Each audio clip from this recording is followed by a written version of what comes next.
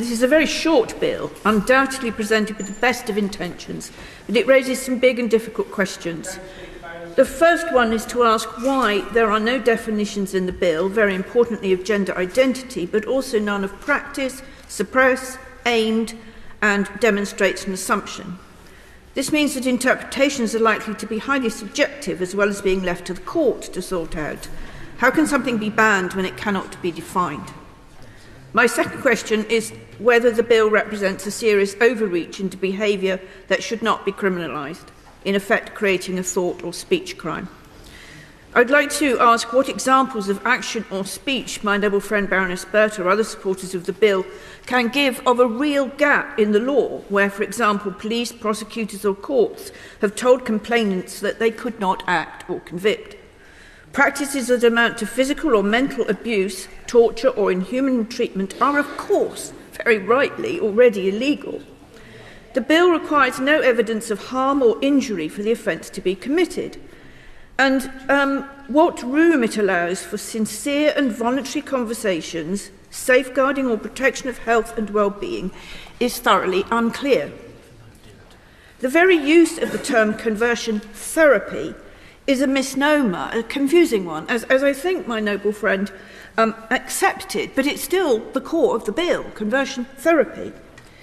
But it risks tarring the therapy community. None of us wants to see any pressure or coercion used on people, but explorative talking therapy by mental health professionals when all aspects of the person's feelings can be examined is an entirely different matter. The Equalities and Human Rights Commission has advised that there needs to be care in drafting so as not to catch legitimate counselling, therapy and support. So my second question is how the bill, with its lack of any exemptions or exceptions, avoids the risk that anything other than immediate affirmation will put a therapist or clinician at risk of being accused of a conversion practice when their professional duty is to support the person as they explore exactly what it is they want. In its June 2023 statement, NHS England noted both the rise in autistic young people seeking gender transition and the, quote, dramatic change in the case mix of referrals from predominantly birth-registered males to predominantly birth-registered females presenting with gender incongruence in early teen years. Perhaps when we see the horrendous sexualised pressure that teenage girls are under, a wish to escape from being female can be understood.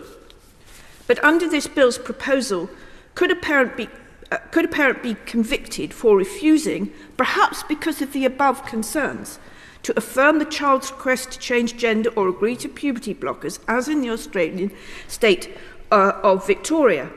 A parent's duty surely to protect the child, and in many areas of a child's life to discuss issues and to say no or wait if they feel that is more appropriate. Leading human rights barrister Jason Koppel KC has raised the risk of unjustified or unlawful restrictions contrary to the European Convention of Human Rights on the right to manifest religion and belief or on freedom of expression. A person like me would be highly unsympathetic to spiritual guidance that, for instance, said homosexuality or same-sex marriage was a sin. But it would be a dramatic departure for that to be made a criminal offence. Has the bill, in fact, been subject to an examination of its human rights compliance by the author? If so, it would be very good to see this published. Finally, my lords, it would certainly be premature to legislate until we've seen the final report of the Cass review, which is expected soon.